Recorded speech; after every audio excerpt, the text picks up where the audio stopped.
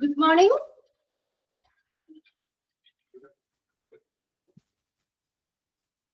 Okay. Join ചെയ്യാനേ ഉള്ളു അല്ലെ?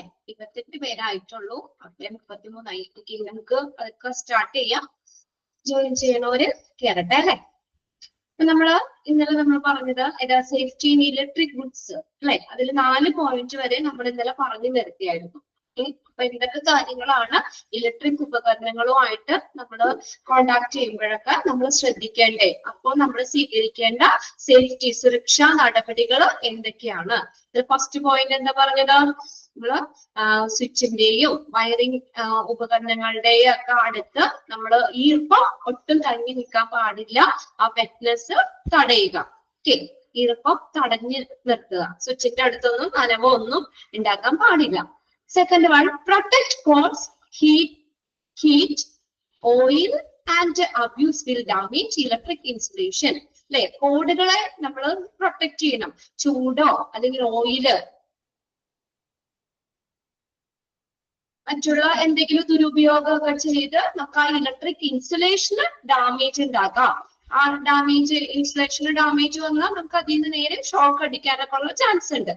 അപ്പൊ അതിൽ നിന്നൊക്കെ കോഡുകളെ, വയറുകളെ പ്രൊട്ടക്ട് ചെയ്യുക. Then third point is inspect cord, plug, switches and outlets regularly to make sure that they are not damaged. പ്ലഗുകള്, സ്വിച്ചുകള്, ഔട്ട്ലെറ്റുകള് ഇതെല്ലാം നമ്മൾ റെഗുലർ ആയിട്ടൊന്ന് ചെക്ക് ചെയ്യുക. ഒരു ഡാമേജ് ഒന്നും ഇല്ല എന്നുള്ളത് നമ്മൾ ഉറപ്പുവരുത്തുക. ഓക്കെ, അടുത്ത 4ാമത്തെ point, report electric fault instantly. എന്തെങ്കിലും ഇലക്ട്രിക് ഫോൾട്ടുകൾ കണ്ടു കഴിഞ്ഞാൽ തൽക്ഷണം നമ്മളത് റിപ്പോർട്ട് ചെയ്യണം. ഇലക്ട്രീഷ്യന്റെ അടുത്ത് നമ്മളത് പറയണം. A small shock, over heating, sparking or noise is an urgent warning. ഇതൊക്കെ നമുക്ക് അറിയാവുന്ന കാര്യം അല്ലെ? ചെറിയ ഷോക്ക്, നമ്മളിപ്പോ സ്വിച്ച് ഇടുമ്പോൾ ചെറിയ ഷോക്ക് ഉണ്ടായാൽ, അല്ലെങ്കിൽ സ്വിച്ച് ഒക്കെ ആണെങ്കിലും എന്താ നമ്മൾ ഓവർ ഹീറ്റ്, പെട്ടെന്ന് ഇങ്ങനെ ചൂടാവണമെന്നൊക്കെ അത് ഫോൾട്ട്, ഇലക്ട്രിക് ഫോൾട്ട് കാണിക്കുന്ന ഒരു സൈൻ ആണ് അതൊക്കെ. ഓവർ ഹീറ്റിംഗ്, പിന്നെ എന്തെങ്കിലും തീപ്പൊരി പോലെ സ്പാർക്കിംഗ് ഒക്കെ വരുവാണ്, എന്തെങ്കിലും ചീറ്റുന്ന ശബ്ദങ്ങളൊക്കെ വരുവാണെങ്കിൽ ഇതെല്ലാം ഇലക്ട്രിക് ഫോൾട്ട് കാണിക്കുന്ന ഒരു വാർണിംഗ് ആണ്. അപ്പോൾ തന്നെ നമ്മൾ തൽക്ഷണം അത് റിപ്പോർട്ട് ചെയ്യും. ഓക്കെ, അത്രയും 4 പോയിന്റ്സ് ആണ് നമ്മൾ ഇന്നലെ പറഞ്ഞു നിർത്തിയത്. ഓക്കെ, നെക്സ്റ്റ് പോയിന്റ്, 5ാമത്തെ പോയിന്റ് നോക്കിയേ. Do not use an electric outlet when the plugs do not fit accurately. Get the outlet changed. Do not use an electric outlet. നമ്മൾ അങ്ങനെയുള്ള ഔട്ട്ലെറ്റ് ഉപയോഗിക്കാൻ പാടില്ല. അതായത് നമ്മളിപ്പോ പ്ലഗ് നമ്മൾ കുത്തൂലേ, പ്ലഗ് നമ്മൾ കുത്തുമ്പോൾ ആ ബോർഡ്, ആ ഔട്ട്ലെറ്റ് അത് എന്തെങ്കിലും ഇളക്കമൊക്കെ ഉണ്ടെങ്കിലോ അല്ലെങ്കിൽ ലൂസ് ആവുമോ ഒക്കെ ആണെങ്കിൽ ആ ഔട്ട്ലെറ്റ് നമ്മൾ ഉപയോഗിക്കാൻ പാടില്ല. അതായത് നമ്മൾ പ്ലഗ് കറക്റ്റ് ആയിട്ട് നമ്മൾ ആ ബോക്സിലേക്ക് കുത്തുമ്പോൾ അത് കറക്റ്റ് ഫിറ്റ് ആയിരിക്കണം. ഒരുപാട് നമ്മൾ എന്താ പറയാ, ഒത്തിരി ലൂസായിട്ട് ചില സ്വിച്ചുകളൊക്കെ നമ്മളിങ്ങനെ പ്ലഗ് കുത്തുമ്പോൾ തന്നെ ഇങ്ങനെ ലൂസായി പോരാ അല്ലേ? അല്ലെ, നമ്മൾ ചിലപ്പോ കുത്തുമ്പോഴൊക്കെ തന്നെ അത് ലൂസായി പോരാ, അങ്ങനെയൊക്കെ. അപ്പൊ അങ്ങനെ കറക്റ്റ് ആയിട്ട് നമ്മൾ ആ പ്ലഗ് ആ ഔട്ട്ലെറ്റില് കറക്റ്റ് ആയിട്ട് എന്ത് ചെയ്യണം, fit ആയിട്ടിരിക്കണം. When the plug do not fit accurately, ഇത് ആ ഫിറ്റ് അല്ലെങ്കിൽ എന്ത് ചെയ്യണം, get the outlet changed.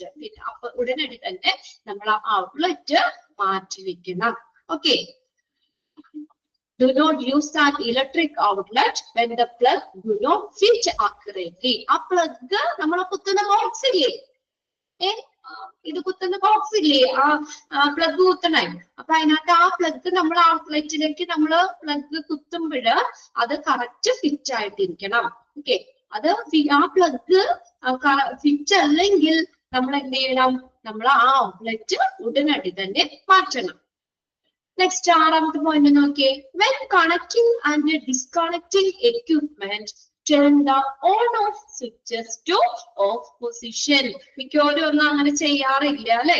നമ്മൾ ഒരു എക്യുപ്മെന്റ് നമ്മൾ കണക്ട് ചെയ്യോ അല്ലെങ്കിൽ ഡിസ്കണക്റ്റോ ചെയ്യുമ്പോൾ ഓൺ ഓഫ് സ്വിച്ചസ് എപ്പോഴും ഏത് പൊസിഷനിലായിരിക്കണം? Of position. അണ്ടർലൈൻ ചെയ്തിട്ട് ഇത് എക്സാമിന് ചോദിച്ചിട്ടുണ്ട് കേട്ടോ. പ്രീവിയസ് ക്വസ്റ്റ്യൻ പേപ്പറിൽ ചോദിച്ച ക്വസ്റ്റ്യൻ ആണ്. When connecting and disconnecting equipment, turn the on-off switches to dash position. ഏത് പൊസിഷനിലായിരിക്കണം? ഓഫ് പൊസിഷനിൽ ആയിരിക്കണം. ഓക്കെ, നമ്മള് ചാർജറൊക്കെ മൊബൈലൊക്കെ ചാർജ് ചെയ്യാൻ കുത്തിയിടും അല്ലേ? എന്നിട്ട് പെട്ടെന്ന് തന്നെ നമ്മൾ ആ മൊബൈൽ അങ്ങോട്ട് എടുത്തോണ്ടോ, ചാർജറിൽ നിന്ന് പെട്ടെന്ന് എടുത്തോണ്ടോ. സ്വിച്ച് ഓൺ ആണോ ഓഫ് ആണോ എന്നുള്ളതൊന്നും ശ്രദ്ധിക്കില്ല. സ്വിച്ച് ചിലപ്പോ ഓണായി കിടക്കും. മിക്ക ഇതുമൊക്കെ അതെ, നമ്മള് മിക്സി ഇതൊക്കെ കുത്തുമ്പോഴൊക്കെ ചിലപ്പോ മറന്നു പോകും. ശരിയല്ലേ? കീർത്തന അവിടെ ഇട്ടു. ഇതൊക്കെ നമ്മൾ ഡെയിലി നമ്മൾ ഒരു വട്ടമെങ്കിലും നമുക്ക് അനുഭവമുള്ള കാര്യങ്ങളാണ് അല്ലെ? ചിലപ്പോ മിക്സിയൊക്കെ നമ്മൾ കുത്തുമ്പോ പ്ലഗ് കുത്തി നമ്മൾ മിക്സി അടിച്ചു കഴിഞ്ഞിട്ട് ചിലപ്പോ സ്വിച്ച് ഓഫ് ചെയ്യാൻ മറന്നു. എന്നിട്ട് ചിലപ്പോ നമ്മൾ സ്വിച്ച് ഓഫ് ചെയ്യാതെ തന്നെ അത് ഡിസ്കണക്ട് ചെയ്യും. ഒരു കാര്യം ഇപ്പൊ തേപ്പൊട്ടി അയൺ ബോക്സ് ഒക്കെ ആണെങ്കിൽ നമ്മൾ തേക്കാനൊക്കെ ആകുമ്പോൾ നമ്മൾ എപ്പോഴും നിങ്ങൾ ശ്രദ്ധിക്കുക. ഇത് നമ്മളുടെ സേഫ്റ്റിക്കും കൂടി നമ്മൾ കോമൺ ആയിട്ടുള്ള കാര്യങ്ങളാണ് ഈ പറയുന്നതൊക്കെ. നമ്മൾ ഒരിക്കലും ഒരു എക്യുപ്മെന്റ് നമ്മൾ ഇത് പ്ലഗ് ഒക്കെ ആണെങ്കിലും നമ്മളത് ഡിസ്കണക്ട് ചെയ്യുമ്പോൾ അല്ലെങ്കിൽ കണക്ട് ചെയ്യുമ്പോഴും എപ്പോഴും ആദ്യം ശ്രദ്ധിക്കണം, സ്വിച്ച് എപ്പോഴും ഓഫ് പൊസിഷനിലാണ് എന്ന് ഉറപ്പുവരുത്തണം. ഒരു സാധനം പോലും നമ്മൾ സ്വിച്ച് ഓൺ ആക്കിയിട്ടുണ്ട് നമ്മൾ അത് കണക്ട് ചെയ്യാനോ ഡിസ്കണക്ട് ചെയ്യാനോ പാടില്ല. Okay, then make sure that the equipment is properly grounded. 3-wire ground plugs are good protection. Okay, make sure that the equipment is properly grounded. അപ്പൊ നമ്മൾ എന്ത് ചെയ്യണം? ഓരോ എക്യുപ്മെന്റും അത് തറയിൽ ഉറപ്പിച്ച് നിർത്തിയപ്പോഴാണ്, അല്ലെങ്കിൽ നമ്മൾ അത് അത്രയും ഉറപ്പ് വരുത്തണം. ചിലരൊക്കെ വെറുതെ തൂക്കിയൊക്കെ ഇടും പ്ലഗും ഇതൊക്കെ. അങ്ങനെയൊന്നും നമ്മൾ ചെയ്യാൻ പാടില്ല. നമ്മൾ എവിടെയാണോ ആ എക്യുപ്മെന്റ്സുകള് നമ്മൾ അത് പ്രവർത്തിക്കുന്ന ഇത് കറക്റ്റ് ആയിട്ട് ഗ്രൗണ്ടിൽ ഫിറ്റ് ആയിട്ടിരിക്കണം എന്ന്.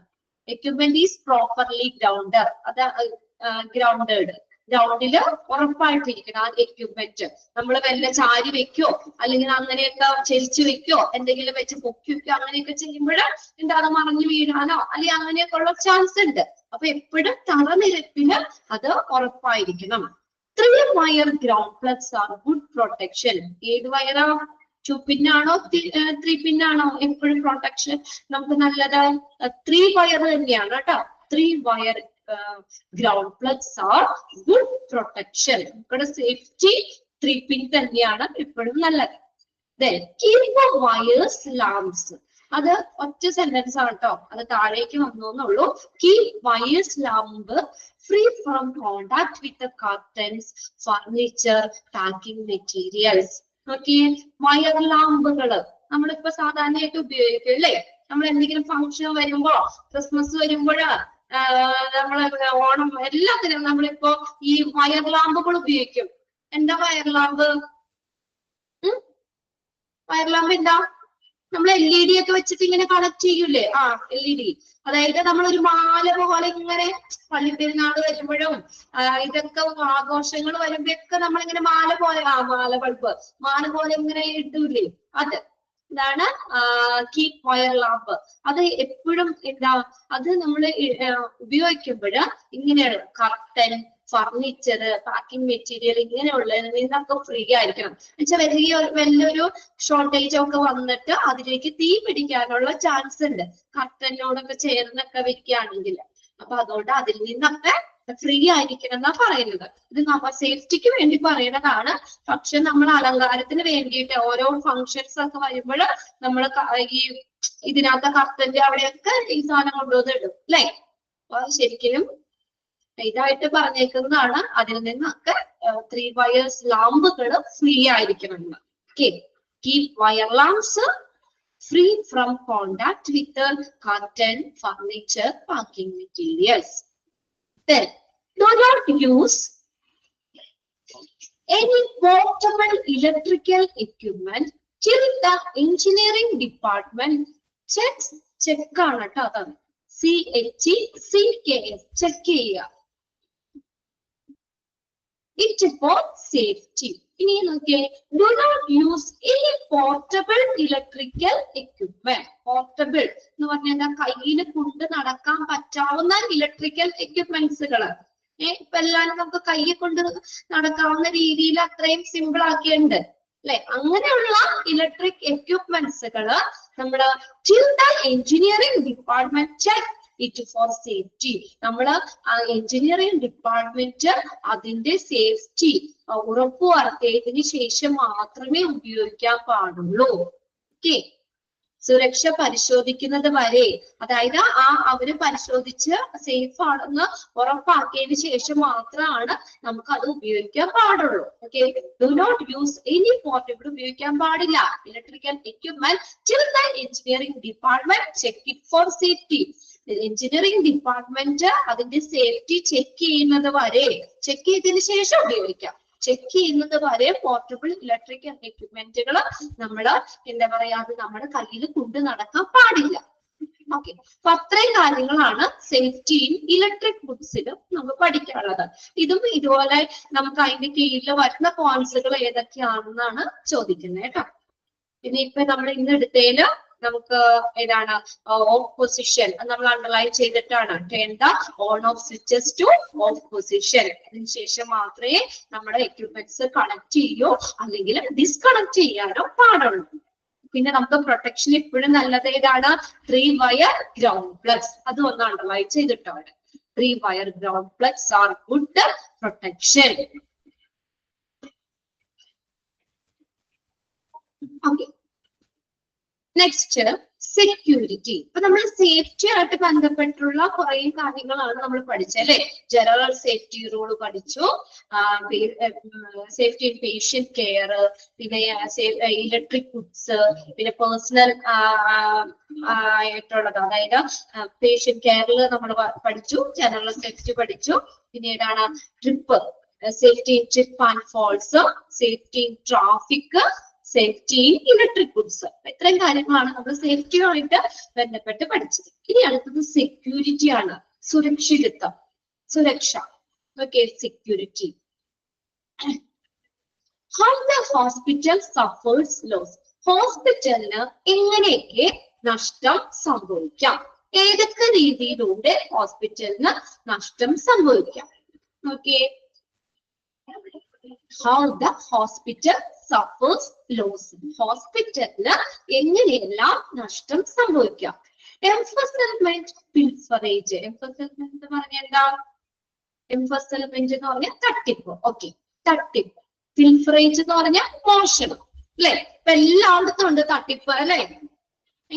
എന്തെങ്കിലുമൊക്കെ ഫേക്ക് ആയിട്ടുള്ള കാര്യങ്ങൾ പ്രചരിപ്പിച്ചിട്ട് കുറെ കാശ് തട്ടിക്കുന്നത്. അങ്ങനെ ഇപ്പൊ ഹോസ്പിറ്റലിൽ നിന്നൊക്കെ ആണെങ്കിലും എന്തെങ്കിലും തട്ടിപ്പുകൾ, വലിയ വലിയ പർച്ചേസും കാര്യങ്ങളൊക്കെ അല്ല അവിടെ നടക്കുന്നേ. മെറ്റീരിയൽസ് മാനേജ്മെന്റ് ഡിപ്പാർട്ട്മെന്റില് ഒരു സാധനങ്ങള് ഇതിനകത്ത് എക്യുപ്മെന്റ്സുകളുടെ കാര്യത്തിലൊക്കെ ആണെങ്കിലൊക്കെ എന്താ ചെറിയ ചെറിയ തട്ടിപ്പുകൾ നടത്താം. പിന്നെ പിൽഫറേജ്, മോഷണം നടത്താം, മോഷണങ്ങൾ നടത്താം. അപ്പൊ അങ്ങനെ ഹോസ്പിറ്റലിന് നഷ്ടം സംഭവിക്കാം. എംഫസൽമെന്റ്, പിൽഫറേജ്, തട്ടിപ്പും മോഷണവും. അടുത്ത് നോക്കിയേ, kick backs and pollution equipment theft. Kick backs എന്ന് പറഞ്ഞു കഴിഞ്ഞാൽ കൈക്കൂലി അല്ലെ. നമുക്ക് ഇച്ചിരി കൂടി ഒരു ഇതുള്ള ആളുകൾ നമുക്ക് എന്താ പറയാ, നമുക്ക് എന്താ കുറച്ച് പേര് കൂട്ടിയിട്ട് നമുക്ക് ഇന്ന സാധനമാണെന്ന് ഞങ്ങൾക്ക് ഇങ്ങനെ കറക്റ്റ് കുറച്ച് എടുത്ത് തരാമോ, ഞങ്ങൾ ഇത്ര പൈസ തരാമെന്ന് പറഞ്ഞോട്ട് കുറച്ച് ക്യാഷ് അവർക്ക് കൊടുത്തിട്ട് അല്ലെ, കൈക്കൂലി കൊടുത്തിട്ട് അന്ന് അവര് ആ കാര്യം സാധിക്കും. അങ്ങനെ നമുക്ക് ഹോസ്പിറ്റലിന് നഷ്ടം സംഭവിക്കാം. And pollution equipment theft. Pollution എന്ന് പറഞ്ഞാൽ ഒത്തുകളി, കുറച്ച് പേര് കൂടി പൊല്യൂഷൻ, ഒത്തുകളി. അറിയില്ലാത്തവര് മീനിങ് ഒന്ന് എഴുതി വെക്കുക കേട്ടോ. അതായത് നമുക്ക് കുറച്ച് പേര് കൂടി ഗ്യാങ് കളിച്ച് ഒത്തു കളിച്ചിട്ട് കുറച്ച് സാധനങ്ങൾ അവിടെ നിന്ന് വേണമെങ്കിൽ കടത്തിക്കൊണ്ടുപോരാം അല്ലെ. Pollution equipment theft. ആ രീതിയിലും ഹോസ്പിറ്റലിന് നഷ്ടം സംഭവിക്കാം. Kick backs and pollution equipment theft. ഇനി അടുത്ത പേഴ്സണൽ പ്രോപ്പർട്ടി തെഫ്റ്റ്. വ്യക്തിഗത മോഷണങ്ങൾ. അതായത് വേറെ ആരും കൂട്ടൊന്നും പിടിക്കുന്നില്ല, നമ്മൾ സ്വന്തം ഒരു വ്യക്തി നമ്മള് ആരോടും പറയാതെ ഒരു സാധനം എന്താ പറയാ മോഷ്ടിച്ചോണ്ട് വരിക. പേഴ്സണൽ പ്രോപ്പർട്ടി തെഫ്റ്റ്, വ്യക്തിഗത സ്വത്ത് മോഷണം. Okay, personal property theft. അടുത്തത് payroll fraud and theft that include fraud in punching the time clock. Payroll fraud. Payroll fraud എന്ന് വെച്ചാൽ ശമ്പള തട്ടിപ്പ്. ശമ്പള പട്ടിക. അതിനകത്ത് ഉണ്ടാകുന്ന എന്തെങ്കിലും ഇപ്പൊ നമ്മള് മൊത്തം സാലറി ഒക്കെ മന്ത്ലി ഒക്കെ ആയിരിക്കുമല്ലോ പേയ്മെന്റ് നടത്തുന്നത്. അപ്പൊ അതിന് വല്ല തട്ടിപ്പുകള് ഇപ്പൊ ഏതെങ്കിലും ദിവസം നമ്മൾ ലീവ് എടുത്തു അപ്പൊ പൈസ അത് കട്ട് ചെയ്യുകയാണെങ്കിൽ അവിടെ എന്തെങ്കിലും കാര്യങ്ങളൊക്കെ കാണിച്ചു വേണമെങ്കിൽ നമുക്ക് ശമ്പളം തട്ടിക്കാം. പല രീതികളുണ്ട് തട്ടിപ്പിന്, പല പല ഇതുണ്ട്. നമ്മൾ എന്തായാലും കൂടുതൽ അതിലേക്ക് പോകില്ല, നമ്മളൊക്കെ നേരായ മാർക്കറ്റിലേക്ക് പോകണമല്ലേ. പിന്നെ എന്തായാലും ഇങ്ങനെയൊക്കെ സംഭവിക്കാന്ന് പറയുന്നത് പേറോൾ ഫ്രോഡ്, ശമ്പള തട്ടിപ്പ് ആൻഡ് തെഫ്റ്റ്, മോഷണങ്ങൾ ഏതിൽ ഉൾപ്പെടുന്നതാണ്? That include the fraud in punching the time floor. ഇപ്പൊ എല്ലായിടത്തും പഞ്ചിങ് വെച്ചിട്ടുണ്ട് അല്ലെ, പഞ്ചിങ് വെച്ചിട്ടുണ്ട്. അപ്പൊ എന്തെങ്കിലും കുറെ ഇങ്ങനെ ചില നേരത്തെ ഒക്കെ രജിസ്റ്റർ ആയിരുന്നു, നമ്മൾ ചെല്ലുമ്പോൾ നമ്മൾ ആ ജോലിക്ക് കയറുന്ന സമയം നമ്മൾ എഴുതി സൈൻ ചെയ്യാമായിരുന്നു. അപ്പൊ അതിൽ ആൾക്കാർ ഇപ്പൊ വന്നിട്ട് സമയമൊക്കെ മാറ്റിയേണ്ടിയൊക്കെ കുറെ തട്ടിപ്പൊക്കെ വന്നപ്പോഴാണ് ഈ പഞ്ചിങ് വന്നത് അല്ലെ. അപ്പൊ നമ്മള് ഇപ്പൊ 9:30 കയറണമെങ്കിൽ ഷാർപ്പ് നമുക്ക് അവിടെ നമ്മുടെ പഞ്ച് ചെയ്യാം. പഞ്ച് ചെയ്യുമ്പോ കറക്റ്റ് ടൈം അവിടെ വരും. പക്ഷെ അതിലും ചില തട്ടിപ്പുകൾ കാണിക്കാം. അതെങ്ങനെയാണെന്നൊന്നും നമുക്ക് ഡീറ്റെയിൽ നോക്കണ്ട. എന്തായാലും punching the time clock, time ക്ലോക്കില് നമ്മൾ പഞ്ച് ചെയ്യുന്നത്. അപ്പൊ അങ്ങനെ നമുക്ക് അവിടെ എന്തെങ്കിലും അഡ്ജസ്റ്റ്മെന്റ് ചെയ്ത് വെക്കാം. അപ്പൊ നമ്മളിപ്പോ 9:30 കയറുന്നതാണെങ്കിലും നമ്മൾ 9:35 വന്നതാണെങ്കിലും നമുക്ക് അവിടെ എന്തെങ്കിലും അഡ്ജസ്റ്റ്മെന്റ് ഒക്കെ ചെയ്ത് 9:30 തന്നെ പഞ്ചിങ് ടൈം ആക്കാം. കുറെ ടെക്നോളജികൾ ഉണ്ടല്ലോ. ഓക്കെ, അപ്പൊ അങ്ങനെ നമുക്ക് എന്താ ഇങ്ങനെ ശമ്പള തട്ടിപ്പൊക്കെ വരുത്താം. അപ്പൊ നമ്മൾ ടൈം കുറച്ച് കയറി കഴിഞ്ഞ് കഴിഞ്ഞാൽ ക്യാഷ് കട്ട് ചെയ്യുന്നതാണെങ്കിൽ ഇങ്ങനെ കറക്റ്റ് ആക്കി വെച്ചാൽ ഓക്കെ ആയില്ലേ. അപ്പൊ അങ്ങനെ നമുക്ക് ശമ്പളം തെറ്റിക്കാം. ഓക്കെ, അടുത്തത് cash theft that involves the main ക്യാഷിയർ. പിന്നെ അടുത്ത ക്യാഷ് ആയിട്ട് മോഷണം നടത്താം. That involves the main ക്യാഷിയർ. ഒരു പ്രധാനപ്പെട്ട ക്യാഷിയർ ഉണ്ടാവുമല്ലോ. ഒരു ഇപ്പൊ ഡിപ്പാർട്ട്മെന്റ് ആണെങ്കിൽ എല്ലാ കാര്യങ്ങളും മൊത്തത്തില് കൈകാര്യം ചെയ്യുന്ന ഒരു ക്യാഷിയർ ഉണ്ടാവും, മെയിൻ ക്യാഷിയർ. അതിനകത്ത് ഉൾപ്പെടുന്നവരാട്ടെ ഈ പറഞ്ഞേക്കുന്നത്. Cash theft that involves the main cashier, subsidiary cashier, അവർക്കിടെ കീഴിൽ വരുന്നത്. ഓരോ ചെറിയ ചെറിയ സെക്ഷനായിട്ട് തിരിച്ചുണ്ട്. അതിന്റെ കീഴിൽ വരുന്ന സബ്സിഡിയറി ക്യാഷിയർ, കഫറ്റീരിയ ക്യാഷിയർ, കഫറ്റീരിയയിലെ കഫേയിലൊക്കെ ക്യാൻറ്റീനിലോ അപ്പൊ അങ്ങനെയുള്ള അവിടുത്തെ ആ സെക്ഷനിലുള്ള ക്യാഷിയർ. അപ്പൊ അവര് എന്തെങ്കിലും ഇതുപോലുള്ള എന്താ പറയാ മോഷണങ്ങൾ നടത്താം. ഇപ്പൊ 10 പേര് വന്ന് ഫുഡ് കഴിച്ചിട്ട് പോയിട്ട് നമ്മളെ 8 പേർക്കും അവിടെ നമുക്ക് എന്താ അവര് പേ ചെയ്യുന്ന പൈസക്ക് തന്നെ ഒരു എന്താ പറയാ ഒരു 1000 രൂപ ബില്ലായി. അപ്പൊ അത് നമുക്ക് വേണമെങ്കിൽ എന്താ പറയാ ഇച്ചിരി ബില്ല് കൂട്ടി നമുക്ക് എന്തെങ്കിലും അങ്ങനെയുള്ള തട്ടിപ്പുകൾ നടത്താലോ. ബാക്കി ഇപ്പൊ നമ്മളവിടെ 1200 അങ്ങനെ എന്തെങ്കിലും എഴുതി വെച്ചിട്ട് നമുക്ക് അല്ല കുറച്ച് എഴുതി വെച്ചിട്ട് ബാക്കി പൈസ നമ്മുടെ കയ്യിൽ വെക്കും. ഇപ്പൊ 1000 രൂപയാണ്, അപ്പൊ അതിൽ ഒരു 800 രൂപ അവിടെ നേരെ കാണിച്ചിട്ട് എന്താ വേണമെങ്കിൽ 200 രൂപ അവിടെ കൈ പിടിക്കാം. അങ്ങനെയുള്ള ചില ഇത് വരുത്താം.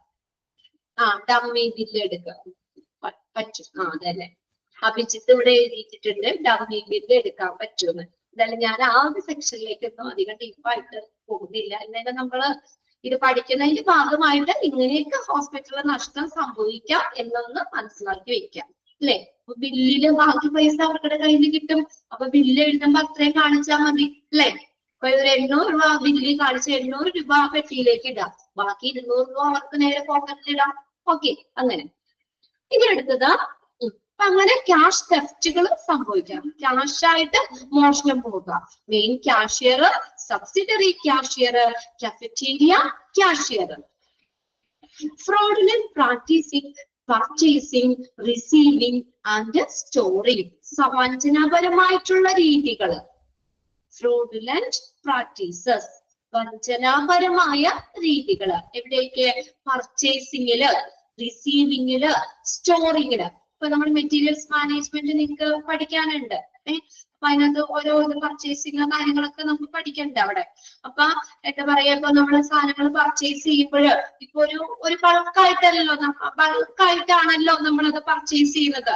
ഇപ്പൊ നമ്മള് ഡയറ്ററിയിലേക്ക് ഇപ്പൊ കുറെ ഫുഡ് സാധനങ്ങൾ അങ്ങനെയൊക്കെ ഉള്ള ഒരു ബൾക്കായിട്ട് പർച്ചേസ് ചെയ്യുമ്പോൾ ആ പർച്ചേസിംഗില് നമുക്ക് എന്തെങ്കിലും വഞ്ചനാപരമായ രീതികൾ കാണിക്കാം. കുറച്ച് വേണമെങ്കിൽ നമുക്ക് ബ്ലാക്കിൽ കൊടുക്കാന്നൊക്കെ പറയില്ലേ, കുറച്ചധികം ബില്ലില് കുറച്ച് നമ്മളെ എഴുതിയിട്ട് ബാക്കിയുള്ളത് നമുക്ക് വേണമെങ്കിൽ എന്താ പറയാ അവിടെ നിന്നത് മാറ്റാം, അങ്ങനെ വേണം ചെയ്യാം. പിന്നെ റിസീലിംഗ്, ഇത് വാങ്ങുമ്പോൾ സ്റ്റോർ ചെയ്യുമ്പോഴൊക്കെ ഇങ്ങനെ വഞ്ചനാപരമായ രീതികൾ ചെയ്യുകയാണെങ്കിൽ നമുക്ക് ഹോസ്പിറ്റലിന് നഷ്ടം സംഭവിക്കും. അടുത്തത് ലാസ്റ്റ് പോയിന്റ്, ഫ്രോഡ് ഇൻ രജിസ്റ്ററുകളില് records and billing, computer fraud ഉൾപ്പെടെ. നമ്മള് ബേസിക് ഓഫ് കമ്പ്യൂട്ടറുകൾ പഠിച്ചില്ലേ, പല ടെക്നോളജി കാര്യങ്ങളൊക്കെ ലാസ്റ്റ് സെക്ഷനില്. അപ്പൊ എന്താ പറയാ, അങ്ങനെ കമ്പ്യൂട്ടർ ഫ്രോഡ് ഉൾപ്പെടെ നമുക്ക് രജിസ്റ്ററുകളിലോ അല്ലെങ്കിൽ റെക്കോർഡുകളിലോ ബില്ലിങ്ങിനൊക്കെ എന്തെങ്കിലും തട്ടിപ്പുകൾ കാണിക്കാം. കമ്പ്യൂട്ടറിൽ അത് സെറ്റ് ചെയ്ത് വെച്ചാൽ മതി. ഇപ്പൊ ബില്ലിംഗ് ഒക്കെ ആണെങ്കിലും നമുക്ക് ഇതുപോലെ കുറച്ച് ക്യാഷ് വേണമെങ്കിലും നല്ല ഇതുള്ള ആളുകളാണെങ്കിൽ അതിന് എന്താ പറയാ, നമുക്കത് തട്ടിപ്പ് നടത്താം. ഓക്കെ, ഈ രീതിയിലൊക്കെ രജിസ്റ്ററുകളിൽ എന്തെങ്കിലും തെറ്റായിട്ടൊക്കെ എഴുതിയിട്ട് നമുക്ക്, അല്ലെങ്കിൽ എന്തെങ്കിലും അവിടെ എന്തെങ്കിലും കള്ളത്തരമൊക്കെ ചെയ്തോ റെക്കോർഡുകളിലോ ബില്ലിങ്ങില്, കമ്പ്യൂട്ടർ ഫ്രോഡ് ഉൾപ്പെടെയുള്ള ഫ്രോഡുകൾ, വഞ്ചനാപരമായിട്ടുള്ള രീതികൾ, ഈ രീതിയിലെല്ലാം ഹോസ്പിറ്റലിന് നഷ്ടം സംഭവിക്കാം. ഏതൊക്കെയാ ഇത് നോക്കിക്കോട്ടോ. How the hospital suffers loss, ഏതൊക്കെ രീതികളിലൂടെ ഹോസ്പിറ്റലിന് നഷ്ടം സംഭവിക്കാം. പോയിന്റ് വൈസ് തന്നെ നോക്കി വെക്കുക കേട്ടോ. എംഫസൽമെന്റ്, പിൻഫറേജ്, തട്ടിപ്പ്, മോഷണം വഴി, കിക്ക്ബാക്സ് ആൻഡ് പൊല്യൂഷൻ, എക്യുപ്മെന്റ് തെഫ്റ്റ്, കൈക്കൂലി, ഒത്തുകളി വഴി, പിന്നെ പേഴ്സണൽ പ്രോപ്പർട്ടി തെഫ്റ്റ്, വ്യക്തിഗത സ്വത്ത് മോഷണം, payroll fraud and theft that include fraud in punching the time clock, payroll ശമ്പള തട്ടിപ്പുകളുണ്ട്, പഞ്ചിങ് ചെയ്യുന്നതിൽ ഉൾപ്പെടെയുള്ള ശമ്പള തട്ടിപ്പുകൾ. പിന്നെ ക്യാഷ് തെഫ്റ്റ് ആണ്, അതിനകത്ത് ഉൾപ്പെടുന്നത് ആരൊക്കെയാ, മെയിൻ ക്യാഷ്യർ, സബ്സിഡറി ക്യാഷ്യർ, കാഫറ്റീരിയ ക്യാഷ്യറുകൾ ഒക്കെ ഉൾപ്പെടുന്ന ക്യാഷ് തെഫ്റ്റുകള്. പിന്നെ അടുത്ത ഫ്രോഡുലന്റ് പ്രാക്ടീസ്, വഞ്ചനാപരമായിട്ടുള്ള രീതികൾ ഏതിലൊക്കെ, പർച്ചേസിംഗില്, റിസീവിംഗില്, സ്റ്റോറിംഗില്. Last fraud in register, records and billing, computer fraud ഉൾപ്പെടെ ബില്ലിങ്ങില്, റെക്കോർഡില്, രജിസ്റ്റേഴ്സിലൊക്കെ വഞ്ചനാപരമായിട്ടുള്ള രീതികൾ, തട്ടിപ്പുകൾ കാണിക്കുന്നുണ്ട്. ഓക്കെ, ഇനി നെക്സ്റ്റ് ഒരു ചെറിയ സെക്ഷനും കൂടെ ഉള്ളൂ. Method of internal control, physical security, ശാരീരികമായിട്ടുള്ള സുരക്ഷ. നമ്മളിപ്പോ എന്തൊക്കെ കാര്യങ്ങളാണ് നമ്മൾ ഇത് കൺട്രോൾ ചെയ്യാൻ വേണ്ടി നമുക്ക് എന്തൊക്കെ ചെയ്യാൻ പറ്റും. ഇങ്ങനെ മോഷണങ്ങൾ കാര്യങ്ങളൊക്കെ പറഞ്ഞില്ലേ, അപ്പൊ അതിന് നമ്മള് ഇന്റേണൽ കൺട്രോളും അതിന് വേണ്ടിയിട്ടുള്ള മെത്തേഡുകൾ എന്തൊക്കെയാണെന്നാണ് അടുത്ത സെക്ഷനിൽ പറയുന്നത്. Method of internal control. First നോക്കിയേ, പ്രൊട്ടക്ട് ദ ഹോസ്പിറ്റൽ എഗൈൻസ്റ്റ് ഇൻട്രക്ഷൻ. ഇൻട്രക്ഷൻ എന്ന് പറഞ്ഞാൽ അതിക്രമിച്ച് കടക്കുക. ഇൻട്രക്ഷൻ, അതിക്രമിച്ച് കടക്കുക, നുഴഞ്ഞു കയറ്റം, അത് അതിക്രമിച്ച് കയറ്റുക, കടക്കുക. Okay, from outside and illegal movement of goods from within. കണ്ടോ, ഇപ്പൊ പുറമേ നിന്ന് എന്തെങ്കിലും എന്താ പറയാ അതിക്രമിച്ച് കിടക്കോ അല്ലെങ്കിൽ നുഴഞ്ഞു കയറ്റം എന്ന് പറയാം. അതിന്റെ മീനിങ് ആണ് നുഴഞ്ഞു കയറ്റം. അതായത് ആരും അറിയാതെ കയറി എന്തെങ്കിലുമൊക്കെ നമുക്ക് ചെയ്യാം. നോക്കി എന്താ പറഞ്ഞേക്കണേ, പുറത്തു നിന്നുള്ള ആ നിർദ്ദേശങ്ങള്.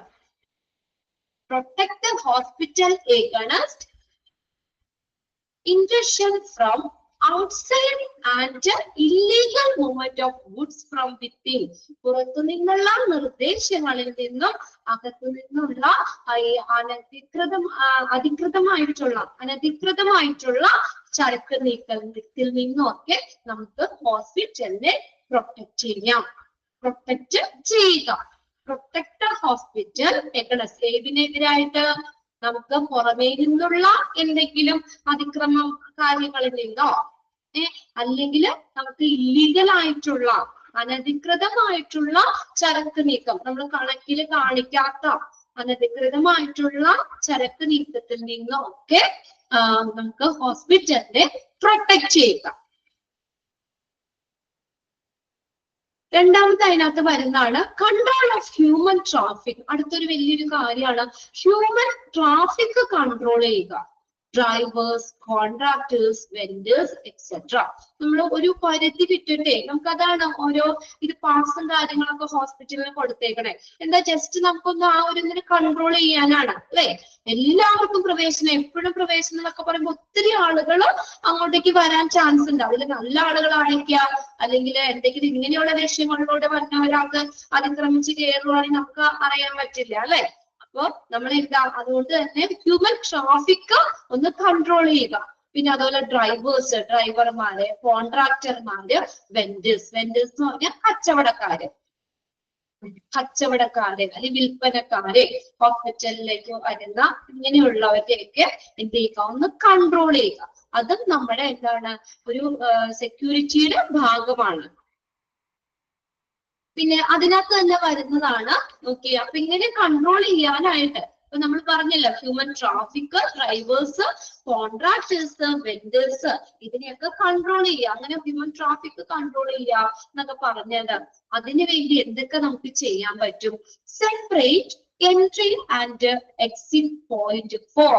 നമുക്ക് പ്രത്യേകം എൻട്രി എക്സിറ്റ് പോയിന്റ് കൊടുക്കാം. അപ്പൊ നമുക്ക് ഈ ട്രാഫിക്കിനെ നമുക്കൊന്ന് കൺട്രോൾ ചെയ്യണമെങ്കിൽ, അല്ലെങ്കിൽ ഡ്രൈവർമാരെ, കോൺട്രാക്ടേഴ്സിനെ, വെൻഡേഴ്സ്, കച്ചവടക്കാരെ ഒക്കെ നമുക്ക് കൺട്രോൾ ചെയ്യണമെങ്കിൽ എന്തൊക്കെ കാര്യങ്ങൾ നമുക്ക് ചെയ്യാൻ പറ്റും? Separate entry and exit point for staff. കണ്ടോ, സ്റ്റാഫുകൾക്ക്, ഹോസ്പിറ്റലിലുള്ള സ്റ്റാഫുകൾക്ക് പ്രത്യേകം എൻട്രി എക്സിറ്റ് പോയിന്റ് കൊടുക്കാം അല്ലെ. അപ്പൊ അതിൽ കൂടെ സ്റ്റാഫുകൾ മാത്രമേ കയറുള്ളൂ. അപ്പൊ നമുക്ക് എന്താ പറയാ, നമുക്കൊരു ഒരു സുരക്ഷയുടെ ഭാഗമാണ്. അപ്പൊ സ്റ്റാഫുകൾക്ക് പോകാനുള്ള മാത്രമുള്ള എൻട്രി എക്സിറ്റ് കൊടുക്കാം. അപ്പൊ അതിൽ കൂടെ നമുക്ക് വേറെ ആരും അതിൽ കൂടെ കയറാൻ പാടില്ല അല്ലെ. അല്ലെങ്കിൽ അതിക്രമിച്ച് കിടക്കാനോ അല്ലെങ്കിൽ തൊഴിഞ്ഞു കയറാനോ ഒന്നും പറ്റില്ല. അപ്പൊ സ്റ്റാഫിന് പ്രത്യേക എൻട്രി എക്സിറ്റ് പോയിന്റ് കൊടുക്കാം. പേഷ്യന്റ്, വിസിറ്റേഴ്സ് ആൻഡ് വെൻഡേഴ്സ്, പേഷ്യൻസിന് പേഷ്യൻസിനെ വിസിറ്റ് ചെയ്യാനുള്ള വെൻഡേഴ്സ്, ഇവർക്ക് പ്രത്യേകം എൻട്രി എക്സിറ്റ് പോയിന്റുകൾ കൊടുക്കാം. ഇപ്പൊ നമ്മൾ വലിയ ഹോസ്പിറ്റലിലൊക്കെ ചെന്നാലും നമ്മൾ ആ ID കാർഡ് കാണിക്കണം അല്ലെ കയറാനായിട്ട്. നമ്പർ ആ കാർഡ് കാണിക്കുമ്പോഴല്ലേ അവിടെ സെക്യൂരിറ്റി ഉണ്ടാവും അല്ലേ. അതൊക്കെ ഇതിന്റെ ഒരു സെക്യൂരിറ്റിയുടെ ഒരു സേഫ്റ്റിയുടെ ഭാഗമാണ്. അപ്പൊ നമ്മുടെ കയ്യിലിരിക്കുമ്പോ കാർഡ് കാണിച്ചിട്ട് നമുക്ക് അകത്തേക്ക് കയറാൻ പറ്റുള്ളൂ. അപ്പൊ അല്ലേ, അങ്ങനെയില്ലേ. അപ്പൊ എന്ന് പറഞ്ഞാൽ എല്ലാവരും ഓടി. ഇപ്പൊ അങ്ങനെ ഒരു റെസ്ട്രിക്ഷൻ ഇല്ല, അവിടെ സെക്യൂരിറ്റി ഒന്നും ഇല്ലെങ്കിൽ ആർക്കും കയറാം അല്ലെ. ഇതിപ്പോ എന്തായാലും നമ്മുടെ കയ്യിലുള്ള കാർഡ് കാണിച്ച് ഇപ്പൊ നമുക്കറിയാം അവിടെ ട്രീറ്റ്മെന്റിന് വന്നതാണ് അല്ലെങ്കിൽ ഡോക്ടറെ കാണാൻ വന്നതാണെന്ന്. അപ്പൊ ജസ്റ്റ് എന്താ പറയാ അതൊന്ന് കാണിച്ച് ഒരു സേഫ്റ്റി അവർ ഉറപ്പാക്കുകയാണ്. അതിനുശേഷം നമ്മൾ അകത്തേക്ക് കടത്തിവിടും. പിന്നെ അപ്പൊ അങ്ങനെ പേഷ്യൻസിനും വിസിറ്റേഴ്സിനും വെൻഡേഴ്സിനും ഒക്കെ പ്രത്യേകം എൻട്രി എക്സിറ്റ് പോയിന്റ് കൊടുക്കാം. അപ്പൊ അവിടെ നമുക്ക് ഇങ്ങനെ വല്ല സെക്യൂരിറ്റി ഒക്കെ നിൽക്കുവാണെങ്കിൽ കുറച്ചും കൂടി ഇതായിരിക്കും. ദെൻ സെയിൽസ് പേഴ്സൺസിന് വേറെ നമുക്ക് എൻട്രി എക്സിറ്റ് പോയിന്റ് കൊടുക്കാം. ദെൻ ഡെലിവറി പീപ്പിൾ ആൻഡ് കോൺട്രാക്ടർമാർക്ക്, ഡെലിവറി പീപ്പിൾ ഇവർക്കൊക്കെ പ്രത്യേകം എൻട്രി എക്സിറ്റ് പോയിന്റ് കൊടുക്കാം. അതായത് ഓരോ സെക്ഷൻ തിരിച്ച് ഓരോരുത്തർക്ക് പ്രത്യേകം എൻട്രി എക്സിറ്റ് പോയിന്റ് കൊടുക്കുകയാണെങ്കിൽ നമുക്ക് അത് കുറച്ചും കൂടി നമുക്ക് എല്ലാവരും ഒറ്റ വഴിയിൽ കൂടെ പോണേക്കാൾ എളുപ്പമല്ലേ അല്ലെ. അപ്പൊ കുറച്ചും കൂടി ഒരു സേഫ്റ്റിക്ക് വേണ്ടി തന്നെയാണ് അങ്ങനെ ചെയ്യുന്നത്. അപ്പൊ അതാ 4 പോയിന്റും ഒന്ന് നോട്ട് വെക്കുക കേട്ടോ. നോട്ട് ചെയ്യുക. control of human traffic, separate entry and exit point for dash. ആർക്കൊക്കെ കൊടുക്കാം? ഇതുപോലെ തന്നെ കൊടുക്കും. സ്റ്റാഫിന്, B the patient, visitors and vendors, then C the sales person, just D the all of the above. അങ്ങനെ കൊടുക്കാം. അപ്പൊ 4 പോയിന്റ് നോട്ട് ചെയ്ത് വെക്കുക അവിടെ. നെക്സ്റ്റ്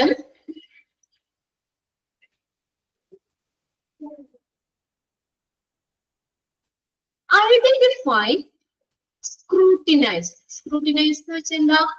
സൂക്ഷ്മമായി പരിശോധിക്കുക. സൂക്ഷ്മ പരിശോധന. ഐഡന്റിഫൈ, സ്ക്രൂട്ടിനൈസ്, സൂക്ഷ്മ പരിശോധന. And guide the non patient and non visitor traffic such as vendors at the controlled gate. Controlled ഗേറ്റിലുള്ള വെൻഡേഴ്സിനെ പോലെ, അതായത് വെൻഡർ എന്ന് പറഞ്ഞ ഇവിടെ നമുക്ക് കമ്പനികളെ ആട്ടോ ഉദ്ദേശിക്കുന്നത്. ഞാൻ പറയാം എന്താണെന്നുള്ളത്. അതായത് കൺട്രോൾ ഗേറ്റ് എന്ന് പറഞ്ഞു കഴിഞ്ഞാൽ എന്താ, നമുക്ക് എന്തെങ്കിലും ഒരു ഹോസ്പിറ്റലിലേക്കോ ഒക്കെ ഉള്ള ഒരു പ്രവേശനം നമുക്ക് നിയന്ത്രിക്കുന്നതിനുള്ള ഒരു പ്രവേശന കവാടങ്ങളില് പലപ്പോഴും ഉപയോഗിക്കുന്ന ഭൗതിക തടസ്സങ്ങളാണ്. അങ്ങനെയുള്ളതാണ് കൺട്രോൾ ഗേറ്റ് എന്ന് പറയുന്നത്, അസസ് കൺട്രോൾ ഗേറ്റ് എന്ന് പറയുന്നത്. അപ്പൊ നമുക്കൊരു കൺട്രോൾ ഉണ്ട്, അതിൽ കൂടെയുള്ള പ്രവേശനം ലിമിറ്റഡ് ആണ്, അല്ലെങ്കിൽ കൺട്രോൾഡ് ആണ്. അതിന് വേണ്ടിയിട്ടുള്ള ചില സംവിധാനങ്ങളുണ്ട്. അതായത് ബയോമെട്രിക് സ്കാനറുകൾ, അല്ലെ? നമ്മൾ സൂപ്പർ മാർക്കറ്റിൽ പോയി നമ്മൾ പുറത്തേക്ക് എന്തെങ്കിലും സാധനങ്ങളൊക്കെ നമ്മൾ എടുത്തുകൊണ്ട് വരികയാണെങ്കിൽ അവിടെ നമ്മൾ ഡോറിന്റെ അവിടെ എത്തുമ്പോഴത്തേക്ക് ബീ ബീ എന്നുള്ളൊരു സൗണ്ട് അടിക്കും, അല്ലേ? ഇല്ലേ? നമുക്കപ്പൊ അങ്ങനെ പിന്നെ അതുപോലെ നമ്മളെ മൊത്തം ചെക്ക് ചെയ്യാനായിട്ടുള്ള സ്കാനിങ്, ബയോമെട്രിക് സ്കാനറുകള്, അതിന് വേണ്ടിയിട്ടുള്ള ഇലക്ട്രോണിക് പിന്നെ റീഡറുകള്, പിന്നെ സോഫ്റ്റ്വെയർ, ഇങ്ങനെയുള്ള എയർപോർട്ടിലുണ്ട്. ശരിയാണ്. അപ്പൊ എന്ന് പറഞ്ഞാൽ ഇങ്ങനെയുള്ള സംവിധാനങ്ങൾ ഉപയോഗിച്ചിട്ട് നമുക്ക് എൻട്രി എക്സിറ്റ് റെക്കോർഡ് ചെയ്യാനും അവിടെ നമുക്ക് സുരക്ഷ ഉറപ്പാക്കാനും പറ്റും. ഓക്കെ, അതായത് ഇവിടെ വെൻഡേഴ്സ് അറ്റ് കൺട്രോൾ ഗേറ്റ് എന്നത് കൊണ്ട് സൂചിപ്പിക്കുന്നത് നമ്മള് ഈ കൺട്രോൾ ഗേറ്റുകൾക്കായിട്ട് ഉപയോഗിക്കുന്ന എന്തെങ്കിലും ടെക്നോളജിയോ അല്ലെങ്കിൽ എന്തെങ്കിലും ഉപകരണങ്ങളൊക്കെ. അപ്പൊ അങ്ങനെയുള്ള സേവനങ്ങള് വിതരണം ചെയ്യുന്ന കമ്പനികളെയോ അല്ലെങ്കിൽ ഓർഗനൈസേഷനെയൊക്കെയാണ് വെൻഡേഴ്സ് എന്ന് പറയുന്നത്. ഓക്കെ, അപ്പൊ അങ്ങനെ ആ ഒരു സംവിധാനം നമ്മൾ ആ ഗേറ്റില് നമുക്ക് ഒരു റെസ്ട്രിക്ഷൻ ആണ് അത്, അല്ലെ? അപ്പൊ അങ്ങനെയുള്ള ആ ഒരു സംവിധാനം ഇലക്ട്രോണിക് റീഡറുകളോ അത് ബയോമെട്രിക് സ്കാനറുകള്, സോഫ്റ്റ്വെയർ, അങ്ങനെയുള്ള സംഭവങ്ങൾ അവിടെ ഫിറ്റ് ചെയ്യുകയാണെങ്കിൽ നമുക്ക് എന്താ ആ ഒരു സേഫ്റ്റി നമുക്ക് അപ്പൊ അവര് എൻട്രി എക്സിറ്റ് അവിടെ ഫുള്ള് റെക്കോർഡ് ചെയ്യാനും അങ്ങനെ നമുക്ക് അവിടുത്തെ സുരക്ഷ ഉറപ്പാക്കാനും സാധിക്കും. അപ്പൊ ഇതിനകത്ത് എന്താ പറഞ്ഞിരിക്കുന്നത്? ഐഡന്റിഫൈ ചെയ്യാന്ന് വെച്ചാൽ എന്താ? മനസ്സിലാക്കുക, അല്ലെ? തിരിച്ചറിയുക, സ്ക്രൂട്ടിനൈസ്, സൂക്ഷ്മ പരിശോധന നടത്തുക, and guide the non patient and non visitor traffic. കണ്ടോ, നോൺ പേഷ്യൻസ് അല്ലാത്തവര്, നോൺ വിസിറ്റേഴ്സ്, ഇവരെയൊക്കെ നമുക്ക് ഈ രീതിയിൽ നമുക്ക് എന്ത് ചെയ്യാൻ പറ്റും? സൂക്ഷ്മ പരിശോധന നടത്താൻ പറ്റും. ഓക്കെ, അപ്പൊ നമ്മൾ കുറേ ആ രീതികള് നമ്മൾ ഉപയോഗിക്കുമ്പോൾ കുറെയൊക്കെ നമുക്ക് എന്താ പറയാ എൻട്രി എക്സിറ്റ് റെക്കോർഡ് ചെയ്യാനും അതുവഴി ആ സേഫ്റ്റി ഉറപ്പുവരുത്താനും സാധിക്കും. എല്ലാവരും വെറുതെ കടന്നു പോകുമ്പോൾ വെറുതെ ചെക്കിങ് അതിനേക്കാൾ കുറച്ചും കൂടി അഡ്വാൻറ്റേജ് അല്ലേ അത്, അല്ലെ? കുറച്ചും കൂടി സേഫ്റ്റിക്ക് നല്ല കാര്യമല്ലേ? ഓക്കെ, ഇങ്ങനെയുള്ള സംവിധാനങ്ങൾ എൻട്രി എക്സിറ്റ് പോയിന്റിൽ വെക്കുന്നത്, ആ ഗേറ്റിൽ വെക്കുന്നത്. രണ്ടാമത്തേത് prohibit pedestrian traffic through unloading dock, receiving area, morgue exit and truck gate. Okay, prohibit, നിരോധിക്കുക. നിരോധിക്കുക എന്താ? പെഡസ്ട്രിയൻ ട്രാഫിക്, കാൽനട ഗതാഗതം നിരോധിക്കുക. ഏതിലൂടെയുള്ള കാൽനട ഗതാഗതം നിരോധിക്കണ്ടേ? Through unloading dock. Unloading dock എന്ന് പറഞ്ഞു കഴിഞ്ഞാൽ നമ്മളൊരു ബിൽഡിങ്ങിന്റെ ഒക്കെ അല്ലെങ്കിൽ ഒരു വെയർ ഹൗസ്, സംഭരണശാലകള്, സ്റ്റോറ്, അതിന്റെയൊക്കെ ഒരു പ്രത്യേകമായിട്ടുള്ള ഒരു പ്രദേശം. എന്തിനു വേണ്ടിയിട്ടുള്ള സാധനങ്ങളൊക്കെ ലോഡ് ചെയ്യാനും അൺലോഡ് ചെയ്യാനൊക്കെ ഉപയോഗിക്കുന്ന ഒരു പ്രത്യേക പ്ലേസ്. നമ്മള് എന്താ പറയാ, ഈ സ്റ്റോർ ചെയ്യുന്ന ഇതൊക്കെ ഇല്ലേ, ഗോഡൌൺ എന്നൊക്കെ പറയില്ലേ, അതുപോലെയുള്ളത്. ഓക്കെ, അപ്പൊ അത് മിക്കവാറും ഒരു ബിൽഡിങ്ങിന്റെ ഒക്കെ ഒരു മൂലയിലൊക്കെ ആയിരിക്കും. അപ്പൊ അതിൽ കൂടെയൊക്കെയുള്ള എന്താ കാൽനട ഗതാഗതം നിരോധിക്കുക. മനസ്സിലായില്ലേ? അതായത് അവിടെ ഗോഡൌണിലൊക്കെ സാധനങ്ങളൊക്കെ സ്റ്റോർ ചെയ്യുന്നൊക്കെയല്ലേ, ഒത്തിരി സാധനങ്ങളൊക്കെ സ്റ്റോർ ചെയ്യുന്നതാണ്. അപ്പൊ അതിൽ കൂടെ ആൾക്കാർ വെറുതെ പോകുമ്പോ ചുമ്മാ പോണ ആൾക്കാർക്ക് വേണമെങ്കിൽ എന്തെങ്കിലും എടുത്തോണ്ടോ എന്നൊക്കെ തോന്നാം, അല്ലെ? മനുഷ്യരല്ലേ, എന്തെങ്കിലും വേണമെങ്കിൽ അതിൽ നിന്നൊക്കെ എടുത്തോണ്ട് പോകുന്ന ഒരു ഇതൊക്കെ വരാം. അപ്പൊ അതിൽ കൂടെ ആളുകൾ അധികം പാസ് ചെയ്യാത്ത രീതിയിൽ അല്ലെങ്കിൽ നമുക്ക് പെഡസ്ട്രിയൻ ട്രാഫിക് അതിൽ കൂടെ നിയന്ത്രിക്കാം. ആ ഒരു സെക്ഷനിലേക്ക് നമുക്ക് പോകേണ്ട ആവശ്യമില്ലല്ലോ. അതുകൊണ്ട് അപ്പൊ ഇതിൽ കൂടെയൊക്കെയുള്ള പെഡസ്ട്രിയൻ ട്രാഫിക് ആണ് പ്രോഹിബിറ്റ് ചെയ്യേണ്ടത്. Unloading dock. അൺലോഡിംഗ് ഡോക്ക് എന്ന് പറഞ്ഞ് മനസ്സിലായില്ലേ നിങ്ങൾക്ക്? ഒരു സംഭരണശാലകൾ അല്ലെങ്കിൽ ഒരു ബിൽഡിങ്ങിന്റെ ഒക്കെ ഒരു പ്രത്യേക പ്രദേശമാണ്. അവിടെ സാധനങ്ങളൊക്കെ ലോഡ് ചെയ്യും അൺലോഡ് ചെയ്യുകയൊക്കെ ചെയ്യുന്നതിന് വേണ്ടിയുള്ള സ്ഥലം. നമ്മൾ ഗോഡൌണിലൊക്കെ പറയില്ലേ, അതുപോലെ. അതിൽ കൂടെയുള്ള പെഡസ്ട്രിയൻ ട്രാഫിക് പ്രോഹിബിറ്റ് ചെയ്യണം. പിന്നെ അടുത്ത receiving area, morgue exit. മോർഗ് exit എന്ന് പറഞ്ഞാൽ മോർച്ചറി എക്സിറ്റ്. ആൻഡ് മോർച്ചറിയാണ് മോർഗ് എന്ന് പറയുന്നത്, നമ്മൾ പഠിച്ചതാണ്. ആൻഡ് ട്രക്ക് ഗേറ്റിൽ കൂടെ ഉള്ള പെഡസ്ട്രിയൻ ട്രാഫിക് എന്ത് ചെയ്യണം, നിരോധിക്കണം. അതൊന്ന് അണ്ടർലൈൻ ചെയ്ത് വെച്ച് ഏതിൽ കൂടെ ഒക്കെ അവരെല്ലാം ചോദിക്കാം കേട്ടോ. പ്രോഹിബിറ്റ് പെഡസ്ട്രിയൻ ട്രാഫിക് ത്രൂ ഏതൊക്കെയാ, unloading dock, receiving area, morgue exit and truck Gates.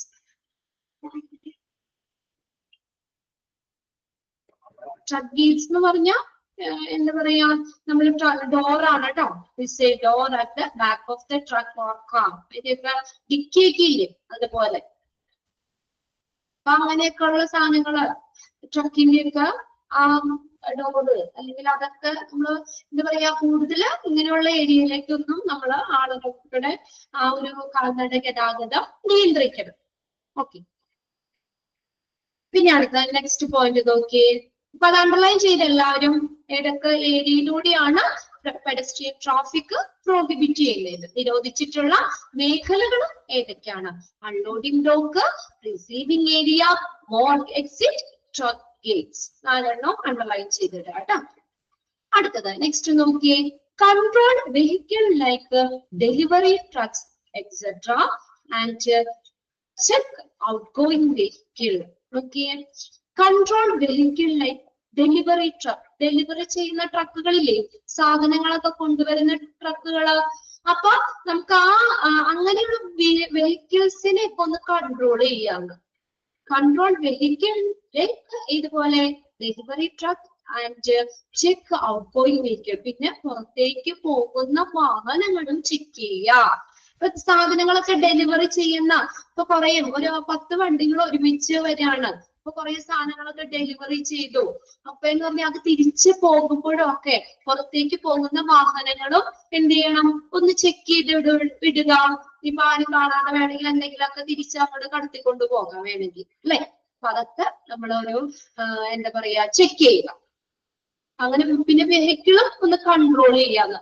ഒരുപാട് ഇത് ഒരുമിച്ച് ഒരു സമയത്തൊക്കെ വരാതെ ഡെലിവറി ട്രക്കുകൾ കൺട്രോൾ ചെയ്യാം. പിന്നെ അത് കൂടാതെ പുറത്തേക്ക് പോകുന്ന വാഹനങ്ങള് അതും ഒന്നും പരിശോധന നടത്താം.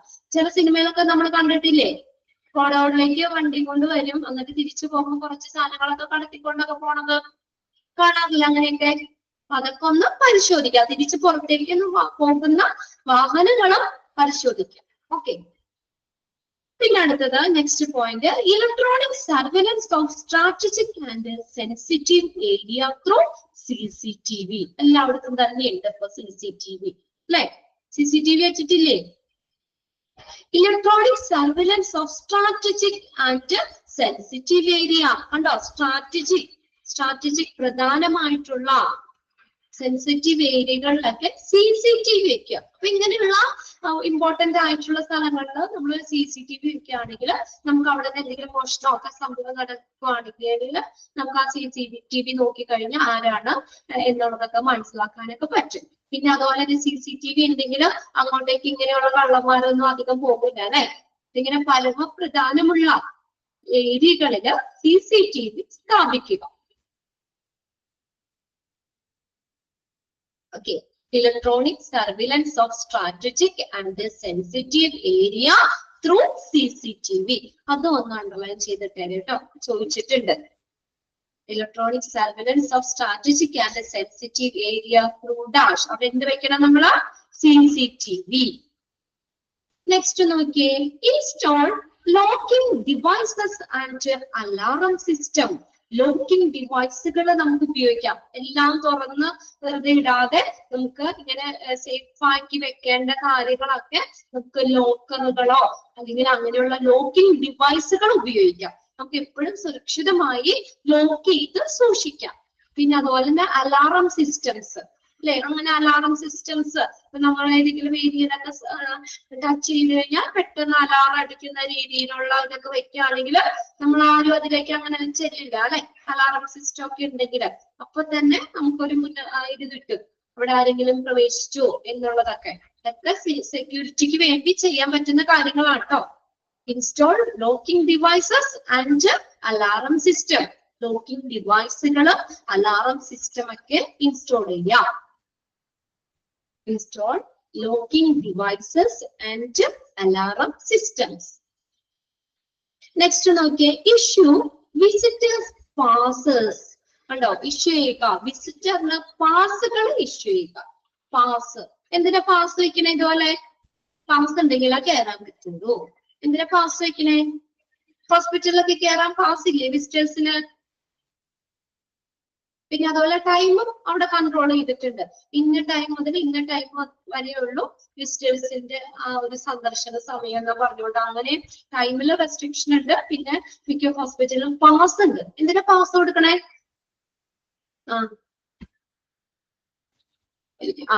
എന്താ പറയാ നമ്മള് എന്താ പറയാ, നമ്മള് കുറെ ആളുകള് ചെല്ലാതെ അല്ലെ, കുറെ ആളുകൾ. അപ്പൊ പാസ് ഉണ്ടെങ്കിൽ ലിമിറ്റഡ് ആണ് അവിടെ. ആ പാസ് കയ്യിലുള്ളവർക്ക് കയറാൻ പറ്റുള്ളൂ എന്നുള്ളപ്പോ 1-2 പാസ് അല്ലേ ഒരു പേഷ്യന്റ് കിടക്കുമ്പോ 2 പാസ് ഒക്കെ കൊടുക്കുള്ളൂ. ഒരാള് കൂടെ നിൽക്കണ ആൾക്കും പിന്നെ അല്ലെങ്കിൽ വരുന്ന ഒരാൾക്ക് കയറാനും ഒരു പാസ്. പാസ് ഉണ്ടെങ്കിലേ കയറ്റി വിടുമെന്ന് പറഞ്ഞാൽ എന്താ, വേറെ ഒന്നുമില്ല, നമുക്ക് വിസിറ്റേഴ്സിനെ ഒന്ന് കൺട്രോൾ ചെയ്യാൻ വേണ്ടിയിട്ട്. ഓക്കെ. പിന്നെ പ്രൊസീജിയേഴ്സ്, ട്രാഫിക് കൺട്രോൾ ചെയ്യാം. ശരിയാ, ട്രാഫിക് കൺട്രോൾ ചെയ്യാൻ അതാണ് വിസിറ്റേഴ്സിനെയൊക്കെ നമുക്കൊന്ന് കൺട്രോൾ ചെയ്യാൻ വേണ്ടി. അതേ ഒരു പാസിൽ ഒന്നും ഇരിക്കുന്നുള്ള ആൾക്കാർ മുഴുവനും കയറുന്നേ. ഒരാള് ഹോസ്പിറ്റലിൽ കിടക്കാന്ന് പറഞ്ഞാൽ ബന്ധുക്കളൊക്കെ സഹിതം ബോഡി ഹോസ്പിറ്റലിലേക്ക് ചെല്ലും. മാത്രം രോഗികളും ബുദ്ധിമുട്ടാകും. ശരിയാ, എല്ലാവരും ചെന്ന് കാണുമ്പോഴും പേഷ്യൻസിന് ബുദ്ധിമുട്ടാവും അല്ലെ. അവർക്ക് ആ സമയത്ത് വയ്യാതെ കിടക്കുമ്പോഴും അവർക്കൊരു കുറച്ച് സമാധാനവും സന്തോഷവും അവർക്കൊരു എന്താ പറയാ സേഫ്റ്റി വേണ്ടതല്ലേ. എല്ലാവരും കൂടി ചെന്ന് നടക്കുമ്പോ അവർക്കൊരു ബുദ്ധിമുട്ടല്ലേ, അവർക്ക് എന്താ പറയാ ബുദ്ധിമുട്ടാകും. അത് നമ്മൾ ചെല്ലണ ആൾക്കാർ വിചാരിക്കണം. ചിലര് 2 ടൈപ്പ് ആളുകൾ ഉണ്ടെന്ന് പറയും അല്ലെ. ചിലര് ഹോസ്പിറ്റലിൽ കിടന്നിട്ട് ചെല്ലില്ലെങ്കിലോ നിങ്ങൾ എന്നാൽ ഇത്ര ദിവസം കിടന്നിട്ട് ചെല്ലില്ല എന്ന് പറയും. നമ്മളെ ഹോസ്പിറ്റൽ അക്വേർഡ് ഇൻഫെക്ഷനിലൊക്കെ നമ്മൾ പഠിച്ചതല്ലേ അല്ലെ. ഇൻഫെക്ഷൻ വരും ഹോസ്പിറ്റൽ അക്വേർഡ് ഇൻഫെക്ഷൻ പറഞ്ഞാലാ. അപ്പൊ ശരിക്കും എന്താ പറയാ, നമ്മള് ജസ്റ്റ് ഒന്ന് പോയി അത്ര പോയി കാണുന്നതാണെങ്കിൽ കാണാം. അല്ലാത്തവരൊക്കെ എന്താ പറയാ അധികം പോവാതിരിക്കുക, അതൊക്കെയാണ് നല്ലത്. അവർക്കുടെ സേഫ്റ്റി ആണല്ലേ നമ്മൾ നോക്കണ്ടേ. അവർക്കുടെ സേഫ്റ്റിക്ക് വേണ്ടിയിട്ടാണ് നമ്മള് ഡിസ്ചാർജ് ഒക്കെ ചെയ്ത് സുഖമായിട്ട് വീട്ടിൽ വന്നൊക്കെ പോയി കണ്ടിട്ട് കാര്യങ്ങളൊക്കെ അറിയുക. ഓക്കെ. പിന്നെ അടുത്ത നോക്കിയേ, procedure for and control over the issue of keys. ഇനി കീകളുടെ പ്രശ്നത്തിന് നമ്മൾ ഒരു നടപടികള് അല്ലെങ്കിൽ കീകള് നൽകുന്നതിന് ആവശ്യമായിട്ടുള്ള ഒരു അംഗീകാരം നൽകുന്നെന്ന്. അതായത് ഇത്രേ ഉള്ളൂ, നമുക്ക് എല്ലാവർക്കും ഇപ്പൊ എന്തെങ്കിലും ഒരു ഡിപ്പാർട്ട്മെന്റിന്റെയോ അല്ലെങ്കിൽ ഏതെങ്കിലും ഒരു സെക്ഷന്റെയോ അല്ലെങ്കിൽ ഏതെങ്കിലും റൂമിന്റെയോ ഇതിന്റെയൊക്കെ കീകൾ നമ്മൾ കൊടുക്കുമ്പോ നോക്കി authorization necessary to issue key. അത് നമുക്ക് അതിനാവശ്യമുള്ള ഓതറൈസേഷൻ ആ ഒരു എന്താ പറയാ അനുമതി കിട്ടണമെന്ന്. എല്ലാവർക്കും ഇത് കീ ഇഷ്യൂ ചെയ്യേണ്ട ആവശ്യമില്ല അല്ലെ. അതിനൊക്കെ ഒരു നടപടികളും ഒക്കെ നമ്മൾ ഏർപ്പെടുത്തണം. പിന്നെ കീകൾ നൽകുന്നതിന് ആവശ്യമായിട്ടുള്ള അംഗീകാരം നൽകണം. അതായത് അതിന് വേണ്ടപ്പെട്ടവർക്ക് മാത്രമേ ആ ഒരു കീ കൊടുക്കാൻ പാടുള്ളൂ. ഹാൻഡ് ഓവർ ചെയ്യാനോ മറ്റുള്ളവർക്കോ ഇത് കൊടുക്കാനോ ഒന്നും പാടില്ല. ഇപ്പൊ ഹോസ്പിറ്റലിൽ അഡ്മിറ്റ് ആയാലും നമുക്ക് ആ റൂമിന്റെ കീ തരൂലേ. അതൊക്കെ ആണെങ്കിലും നമ്മളും സേഫ് ആയിട്ട് നോക്കുക. പിന്നെ അതൊക്കെ ഹാൻഡ് ഓവർ ചെയ്ത് മറ്റുള്ളവരൊക്കെ റൂമിലേക്കൊക്കെ വരാതെയോ അല്ലെങ്കിൽ അങ്ങനെയൊന്നും പാടില്ല. കീകളുടെ പ്രശ്നത്തിന് മൊത്തത്തിലാണ് പറഞ്ഞേക്കുന്നത് കേട്ടോ. കീകളുടെ പ്രശ്നത്തിനുള്ള നടപടിക്രമങ്ങളും പിന്നെ കീ നൽകുന്നത് എന്താ ഓതറൈസേഷൻ അനുമതി അത്യാവശ്യമാണ്. Authorization necessary to issue the key. Key നൽകുന്നതിന് കീ ഇഷ്യൂ ചെയ്യുന്നതിന് ഒരു അനുമതി ഒരു പെർമിഷൻ വേണം, അത്യാവശ്യമാണ്. പിന്നെ next lockers and lockable cabinets for staff against personal property theft. Lockers and lockable cabinets for staff. സ്റ്റാഫിന് അല്ലെ, ഇപ്പൊ നമ്മളെ ബിൽഡിങ്ങില് ഇതിലൊക്കെ ഇരിക്കുന്ന സ്റ്റാഫുകൾക്കൊക്കെ ലോക്കറുകളും ലോക്കബിൾ ക്യാബിനറ്റ്സും വേണം അല്ലെ. എല്ലാം ലോക്ക് ചെയ്ത് സൂക്ഷിക്കാനായിട്ട് ലോക്കറുകൾ വേണം. കുറെ ക്യാഷ് ഒക്കെ വരുമ്പോഴാണെങ്കിൽ നമ്മൾ കുറച്ച് പൈസ അവിടെ ആകുമ്പോൾ അത് എങ്ങോട്ടേക്ക് മാറ്റണം, നമുക്ക് ലോക്കേഴ്സിലേക്ക് മാറ്റണം. സേഫ്റ്റിക്ക് വേണ്ടി തന്നെയാണ് അത് കൊടുക്കണം. For staff against personal property theft, personal സ്വത്തുക്കൾ ഇങ്ങനെ മോഷ്ടിച്ച് പോകാതിരിക്കാൻ വേണ്ടിയിട്ട് സ്റ്റാഫുകൾക്ക് ലോക്കറുകളും ലോക്കബിൾ ക്യാബിനറ്റ്സും പ്രൊവൈഡ് ചെയ്യണം. നമ്മൾ വെറുതെ പൈസയ്ക്ക് ലോക്ക് ചെയ്യാതെയൊക്കെ വെറുതെ ഇങ്ങനെ ഇട്ട് വെച്ച് കഴിഞ്ഞാൽ അതിൽ നിന്ന് ചിലപ്പോൾ മോഷണമൊക്കെ പോകാം. അതുകൊണ്ട് പൈസയൊക്കെ പ്രത്യേകിച്ച് കൈകാര്യം ചെയ്യുമ്പോൾ അത് കുറച്ച് എമൗണ്ട് ആകുമ്പോൾ അത് സേഫ്റ്റി ലോക്കേഴ്സിലേക്ക് സൂക്ഷിക്കണം. അപ്പൊ സ്റ്റാഫുകൾക്ക് അങ്ങനെയുള്ള ലോക്കറുകളൊക്കെ എന്ത് ചെയ്യണം, പ്രൊവൈഡ് ചെയ്യണം. Next, provision of the safe for patient valuables. പേഷ്യൻസിന്റെ വിലപിടിച്ച സാധനങ്ങളില്ലേ, അത് സൂക്ഷിക്കാനുള്ള ഒരു വ്യവസ്ഥ ഉണ്ടാക്കണം. Provision of a safe for patient valuables, പേഷ്യന്റിന്റെ വിലപിടിച്ച സാധനങ്ങൾ സൂക്ഷിക്കാനുള്ള ഒരു വ്യവസ്ഥ ഉണ്ടാക്കണം. അതായത് നമ്മൾ ഓരോ പേഷ്യൻസ് കിടക്കുമ്പോൾ അവർക്ക് പ്രത്യേകം ഇത് കൊടുക്കൂലേ, അത് കീയും ഉണ്ടാകും. പേഷ്യന്റ് സാധനങ്ങൾ സൂക്ഷിച്ചു വെക്കാനായിട്ട് വെറുതെ തുറന്നൊക്കെ ഇട്ട് വെച്ച് ആരെങ്കിലും വന്ന ബെൽസോ സാധനങ്ങളോ ഒക്കെ അല്ലെ അടുപ്പിച്ചൊക്കെ ആകുമ്പോ, പ്രത്യേകിച്ച് ഈ വാർഡിലെ കാര്യമൊക്കെ, റൂമാണെങ്കിൽ പിന്നെ നമ്മൾ ആ റൂമിന്റെ ഉള്ളിൽ സുരക്ഷിതമാണ്. വാർഡിലൊക്കെ കിടക്കുമ്പോഴൊക്കെ അല്ലെ ആരെങ്കിലൊക്കെ വന്ന് ഇതൊക്കെ എടുത്തുകൊണ്ട് പോകാം. അപ്പൊ അവർക്കിടെ സാധനങ്ങൾ, പേഷ്യൻസിന് സാധനങ്ങൾ പ്രൊട്ടക്ട് ചെയ്യാനുള്ള ഒരു വ്യവസ്ഥ ഉണ്ടാക്കണം. ഓരോരോ കിടക്കുന്ന ബെഡിന്റെ അവിടെ അവർക്കുടെ സാധനങ്ങൾ സൂക്ഷിക്കാൻ, പേഴ്സോ അങ്ങനെയുള്ള സാധനങ്ങൾ, വിലപിടിപ്പുള്ള സാധനങ്ങളൊക്കെ സൂക്ഷിക്കാനുള്ള ഒരു വ്യവസ്ഥ അവിടെ ഉണ്ടാക്കണം. അതിനുള്ള ഒരു ക്യാബിൻ അവർക്ക് കൊടുക്കണം. നിങ്ങൾക്കൊക്കെ പറ്റിയിട്ടുണ്ടോ? വാർഡിലൊക്കെ കിടക്കുന്നവര് എന്റെ ഒരു ഫ്രണ്ട് ഒരു വർഷമൊക്കെ ആയി ഹോസ്പിറ്റലിൽ, അവള് ഹസ്ബൻഡ് മാത്രമേ ഉണ്ടായിരുന്നുള്ളൂ. അപ്പൊ എന്തെങ്കിലും ഒരു ആവശ്യത്തിന് പോണെങ്കിൽ അവള് തന്നെ പോണ്ടേ. ഹസ്ബൻഡിന് വലിയ കാല്, അവർ ആക്സിഡന്റ് ആയിട്ട് 2 കാലും ഫ്രാക്ചർ ആയിട്ട് കിടക്കുമായിരുന്നു. അപ്പൊ പേഷ്യന്റും അവളും മാത്രമേ ഉണ്ടായിരുന്നുള്ളൂ. അപ്പൊ പൈസ എന്തോ കുറച്ച് എന്തായാലും നമ്മുടെ കയ്യിൽ കരുതുമല്ലോ. വാർഡിലായിരുന്നു കിടന്നത്. രാത്രി ഇപ്പൊ യൂഷ്വൽ പേഷ്യന്റിന് പിന്നെ വയ്യാത്തോണ്ട് ഉറങ്ങുമല്ലോ. നമ്മൾ കൂടെ നിൽക്കണവര് എത്ര നേരം നമ്മൾ ഉറക്കം നോക്കിയിരിക്കാൻ പറ്റും അല്ലെ. അതൊക്കെ നമ്മൾ ഒന്ന് കിടന്ന് ഉറങ്ങിപ്പോകും. അങ്ങനെ ആളങ്ങനെ അടുത്ത് തന്നെ കിടന്നതാണ്. എന്നിട്ട് പിറ്റേ ദിവസം രാവിലെ എന്തോ കടയിലൊക്കെ സാധനം പോയി മേടിക്കാൻ നോക്കിയപ്പോ കേസിൽ പൈസ ഇല്ലേ. അങ്ങനെ ഒരു സംഭവം ഉണ്ടായി. അതെന്ന് വെച്ചാൽ അത് സെക്യൂർ ആയിട്ട് തന്നെ വെക്കാനുള്ള ഒരു ഇത് വേണം.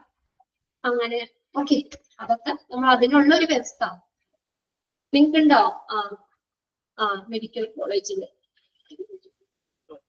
എല്ലാം അല്ലേ. ഇനി പിന്നെ എന്താ പറയാ, അടുത്ത പോയിന്റ്.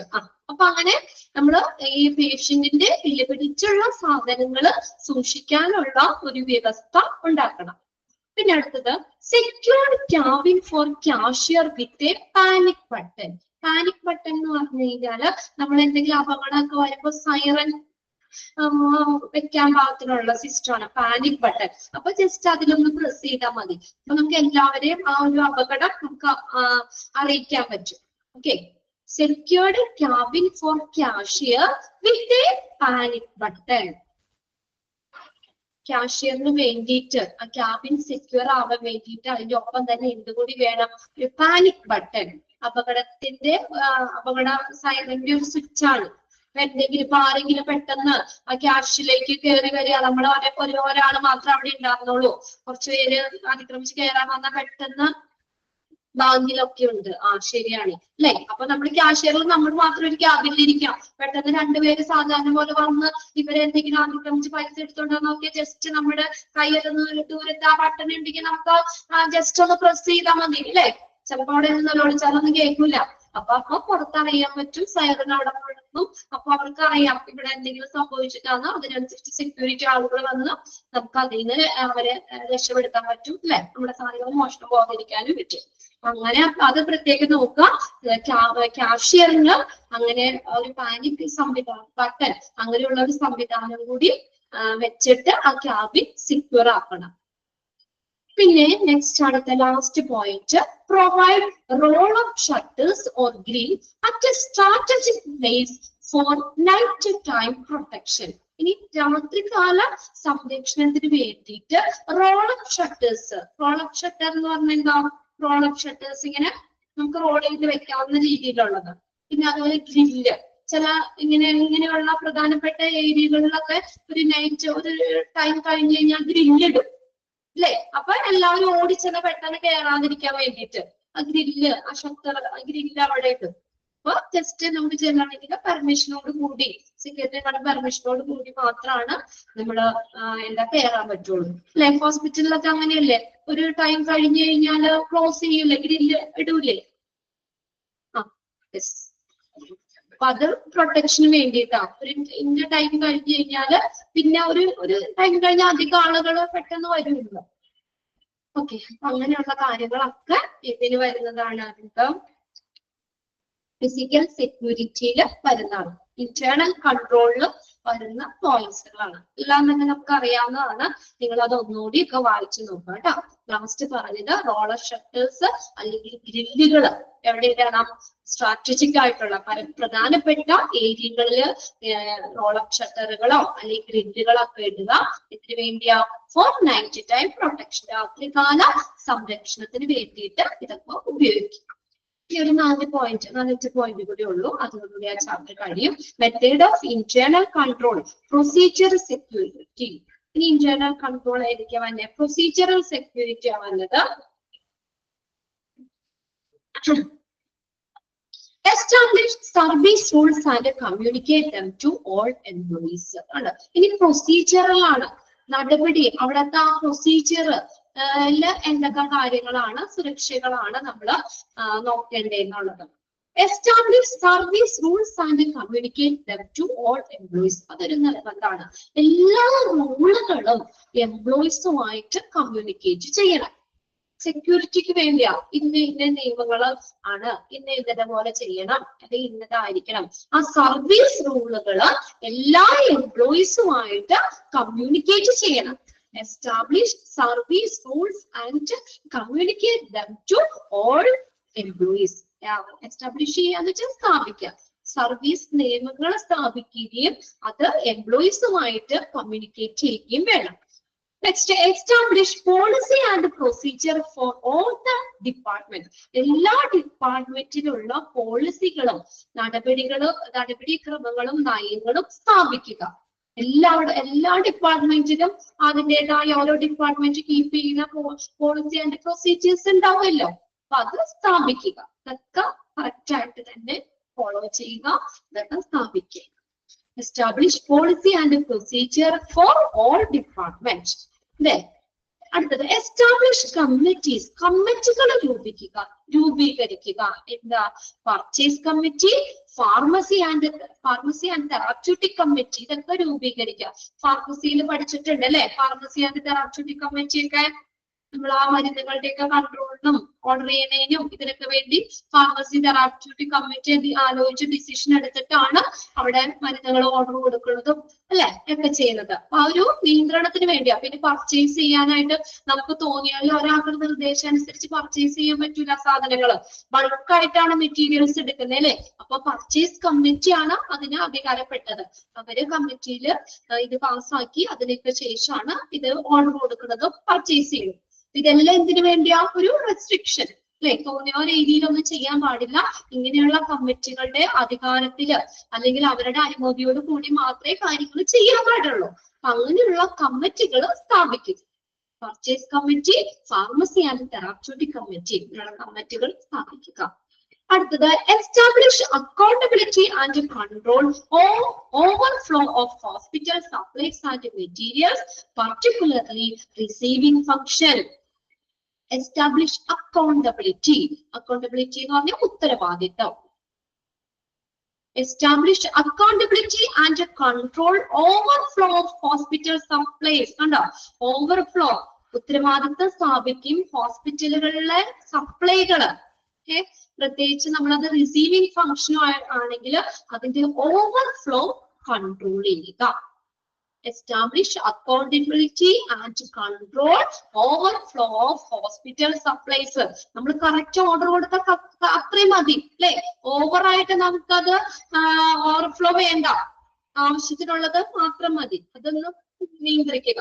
ഇതൊക്കെ നമുക്ക് എക്സ്ട്രാ നമ്മുടെ കയ്യിൽ നിന്ന് പോകുന്ന പൈസയല്ലേ, അങ്ങനെ അധികം ഇത് വേണ്ട. പർട്ടിക്കുലർലി റിസീവിംഗ് ഫംഗ്ഷൻ, പ്രത്യേകിച്ച് റിസീവിംഗ് ഫംഗ്ഷനായിട്ട് ബന്ധപ്പെട്ടുള്ള സപ്ലൈകളുടെയും മെറ്റീരിയൽ സാധനങ്ങളൊക്കെ നമ്മൾ വാങ്ങൂലേ, അതിന്റെയൊക്കെ ഓവർഫ്ലോ കൺട്രോൾ ചെയ്യുക. Next point, institute inventory control procedure. വിവര പട്ടികകൾ, ഇൻവെന്ററി കൺട്രോൾ നമ്മൾ പഠിച്ചില്ലേ, ഇൻവെന്ററി കൺട്രോൾ ചെയ്യാൻ വേണ്ടിയുള്ളതാണ്. ഇൻസ്റ്റിറ്റ്യൂട്ട് ഇൻവെന്ററി കൺട്രോൾ പ്രൊസീജിയർ, നടപടിക്രമങ്ങൾ കൊണ്ടുവരിക. ഇതൊക്കെ നമുക്ക് മെറ്റീരിയൽസ് മാനേജ്മെന്റിൽ ഡീറ്റെയിൽ പഠിക്കാണ്ട് കേട്ടോ. എന്താണ് ഇൻവെന്ററി കൺട്രോൾ, ഇൻവെന്ററി എന്താന്നൊക്കെ അവിടെ ചാപ്റ്ററുകൾ പഠിക്കണ്ട്. ഓക്കെ, ഇൻവെന്ററി എന്ന് പറഞ്ഞാൽ വിവര പട്ടികകൾ, ഓരോ ലിസ്റ്റുകൾ. ഇനി അടുത്തത് second last point, establish well formulated procedure for requisition, purchase, indent, supply and distribution. Okay, എന്തിനൊക്കെ വേണ്ടിയാ? For requisition. നമ്മൾ എന്തെങ്കിലും റിക്വസ്റ്റ് കൊടുക്കണ്ടേ, നമ്മൾ സാധനങ്ങൾ വാങ്ങണമെങ്കിൽ അതിന്റെ റിക്വസ്റ്റ് ഓർഡർ കൊടുക്കണം നമുക്ക്. പർച്ചേസ് ചെയ്യുമ്പോൾ വാങ്ങുമ്പോൾ, ഇൻറ്റന്റ് കരാർ അല്ലെങ്കിൽ ഉടമ്പടി, ഇൻറ്റന്റ് എന്ന് പറഞ്ഞു. സപ്ലൈ ആൻഡ് ഡിസ്ട്രിബ്യൂഷൻ, സപ്ലൈ ചെയ്യുമ്പോൾ, വിതരണം ചെയ്യുമ്പോൾ, ഇതൊക്കെ എന്താ, നമ്മൾ അതിൻ്റെതായ ഒരു പ്രൊസീജിയേഴ്സ് സ്ഥാപിക്കണം. എസ്റ്റാബ്ലിഷ് വെൽ ഫോർമുലേറ്റഡ് പ്രൊസീജിയർ എന്നിവയ്ക്കൊക്കെ requisition, purchase, indent, supply and distribution എന്നിവയ്ക്കായിട്ട് നന്നായി രൂപപ്പെടുത്തിയിട്ടുള്ള പ്രൊസീജിയേഴ്സ്, നടപടിക്രമങ്ങൾ സ്ഥാപിക്കുക. ഓക്കെ, അതിന്റെ കറക്റ്റ് എന്താണ് പ്രൊസീജിയർ, അതിന്റെ അനുസരിച്ച് മാത്രം ഓരോ കാര്യങ്ങളും ചെയ്യുക. Last point, conduct surprise check of all departmental inventories. കണ്ടോ, എന്ത് ചെയ്യുക? സർപ്രൈസ് ചെക്ക് ചെയ്യുക. പിന്നെ ഒരു ദിവസം ഇൻസ്പെക്ഷന് വരുമെന്ന് നേരത്തെ പറയുമ്പോ എല്ലാം കറക്റ്റ് ആക്കി വെക്കൂലേ, അല്ലേ? ഇന്ന ദിവസം ഇന്ന ഡിപ്പാർട്ട്മെന്റിൽ ഇൻസ്പെക്ഷന് വരുമെന്ന് പറയുമ്പോൾ അവരവിടുത്തെ കണക്ക് കാര്യങ്ങളൊക്കെ വേഗം റെഡിയാക്കി വെക്കും. സർപ്രൈസ് ചെക്ക് നടത്തുമ്പോഴാണ് ചില മിസ്റ്റേക്കുകൾ നമുക്ക് കണ്ടുപിടിക്കാൻ പറ്റുള്ളൂ, അല്ലെ? അപ്പൊ നമുക്ക് ഡിപ്പാർട്ട്മെന്റ് ഇൻവെന്ററീസ് അതിന്റെ നമുക്ക് ഓരോ ഡിപ്പാർട്ട്മെന്റിനും സർപ്രൈസ് ചെക്ക് ചെയ്യുക. സർപ്രൈസ് ആയിട്ട് നമ്മൾ ഓരോ പരിശോധനകളൊക്കെ കണ്ടക്ട് ചെയ്യുക. അപ്പൊ നമുക്ക് അവിടെ എന്തൊക്കെ അവർ തിരിമറി കാണിക്കുന്നുണ്ട്, അല്ലെ, എന്തൊക്കെ കണക്ക് എഴുതുന്നുണ്ട്, എന്തൊക്കെ അവിടെ നിന്ന് എടുത്ത് മറക്കരുത് എന്നൊക്കെ ഉള്ളത് നമുക്ക് നേരിട്ട് അറിയാൻ പറ്റും. ഓക്കെ, ഇത്രയും കാര്യങ്ങളാണ് അവിടെ പ്രൊസീജിയറൽ സെക്യൂരിറ്റിയിൽ വന്നത്, അവിടുത്തെ നടപടിക്രമങ്ങളും കാര്യങ്ങളും ഒക്കെ. ഓക്കെ, അപ്പൊ അതോടുകൂടി ഈ ഒരു ചാപ്റ്റർ നമ്മൾ കഴിഞ്ഞിട്ടുണ്ട്. സേഫ്റ്റി ആൻഡ് സെക്യൂരിറ്റി ഇതാണ്. ഇൻസ്റ്റിറ്റ്യൂട്ട് ഇൻവെന്ററി കൺട്രോൾ പ്രൊസീജിയർ എന്ന് വെച്ചാൽ, ഇൻവെന്ററി എന്ന് പറഞ്ഞാൽ അവിടെ ഒരു വിവര പട്ടിക, അതായത് നമ്മൾ സാധനങ്ങളൊക്കെ വാങ്ങൂലേ, കൊടുക്കുകയോ ഒക്കെ ചെയ്യുമ്പോൾ അതുമായിട്ട് ബന്ധപ്പെട്ട കണക്കുകൾ ഉണ്ടല്ലോ, ലിസ്റ്റ്. അപ്പൊ അത് ആ ഒരു ഇൻസ്റ്റിറ്റ്യൂട്ടിന്റെ ആ ഒരു stock list, inventory control stock list, stock control എന്നും പറയൂ കേട്ടോ. ഇൻവെന്ററി കൺട്രോൾ അല്ലെങ്കിൽ സ്റ്റോക്ക് കൺട്രോൾ, ആ ഒരു പ്രൊസീജിയർ നമ്മൾ ഫോളോ ചെയ്യണം. അവിടുത്തെ അതിന്റെ നടപടി സ്റ്റോക്ക് കൺട്രോൾ ചെയ്യാനായിട്ട്. അതാണ് ഞാൻ പറഞ്ഞത്, നമ്മൾ അതിന്റെ കറക്റ്റ് ഇതനുസരിച്ച് മാത്രം നമുക്ക് ഓർഡർ കൊടുക്കാനും അത് റിസീവ് ചെയ്യുമ്പോഴും ഒക്കെ നമ്മൾ ആ സ്റ്റോക്ക് കൺട്രോൾ ചെയ്യണം. പിന്നെ നമ്മൾ ഓൾറെഡി നമ്മൾ മെറ്റീരിയൽസ് മാനേജ്മെന്റ് ഡിപ്പാർട്ട്മെന്റ് ആണ് ഇതെല്ലാം കൈകാര്യം ചെയ്യുന്നത്. അപ്പൊ അതിനകത്ത് ഡിപ്പാർട്ട്മെന്റിൽ ഓൾറെഡി നമ്മൾ സ്റ്റോക്ക് അവിടെ ഉണ്ടെങ്കിൽ പിന്നെ നമുക്ക് അവിടെ ഓർഡർ ചെയ്യേണ്ട ആവശ്യമില്ലല്ലോ, അത് ഓവർ സ്റ്റോക്ക് ആവും, അല്ലെ? അപ്പൊ സ്റ്റോക്ക് നമ്മൾ കൺട്രോൾ ചെയ്യണം എപ്പോഴും. അത് ആ ഇൻസ്റ്റിറ്റ്യൂട്ടിന്റെ സ്റ്റോക്ക് കൺട്രോൾ ചെയ്യണം, അതിന്റെ പ്രൊസീജിയർ വേണം. പിന്നെ ചില മെഡിസിൻ, ഇപ്പൊ ഫാർമസിയിലാണെങ്കിൽ നമ്മൾ ചില മെഡിസിൻസ് ഒക്കെ എമർജൻസി മെഡിസിൻസ് ഒക്കെയാണ്, അത് നമ്മൾ എപ്പോഴും അവിടെ സ്റ്റോക്ക് നമ്മൾ കൺട്രോൾ ചെയ്യണം, ഈ സ്റ്റോക്ക് അവിടെ വേണം. പിന്നെ അമിതമായിട്ട് ഇങ്ങനെ സ്റ്റോക്ക് ചെയ്യാതിരിക്കാൻ ആ സ്റ്റോക്ക് കൺട്രോൾ ചെയ്യണം എന്നുള്ളതും അതിനകത്ത് വരാം. Institute inventory control procedure, stock control, ആ സ്റ്റോക്ക് കൺട്രോൾ ചെയ്ത് നിയന്ത്രിക്കണം. ഒരുപാട് ഓവർ സ്റ്റോക്ക് ആയിട്ട് വെക്കേണ്ട ആവശ്യമില്ലല്ലോ. അപ്പൊ അങ്ങനെയുള്ള നടപടിക്രമങ്ങള്, പ്രൊസീജിയേഴ്സ് ഒക്കെ നമ്മുടെ ഇൻസ്റ്റിറ്റ്യൂട്ടിന്റെ ആ ഒരു സ്ഥാപനത്തിന്റെ നമ്മളത് നല്ല രീതിയിൽ തന്നെ ചെയ്യണം. ഓക്കെ, അത്രയും കാര്യങ്ങളാണ് പ്രൊസീജിയറൽ സെക്യൂരിറ്റിയിൽ വന്നത്. നിങ്ങളെല്ലാം ഒന്ന് വായിച്ചു വെക്കണം കേട്ടോ. നെക്സ്റ്റ് ക്ലാസ്സിൽ നമുക്ക് അടുത്ത ചാപ്റ്റർ തുടങ്ങാം. അപ്പത്തേക്കും ഈ ചാപ്റ്റർ കൂടിയൊക്കെ ഒന്ന് വായിച്ചു വെക്കേണ്ടതാണ്. Okay, by. നെക്സ്റ്റ് ക്ലാസ്സിൽ കാണാം കേട്ടോ. ഓക്കെ.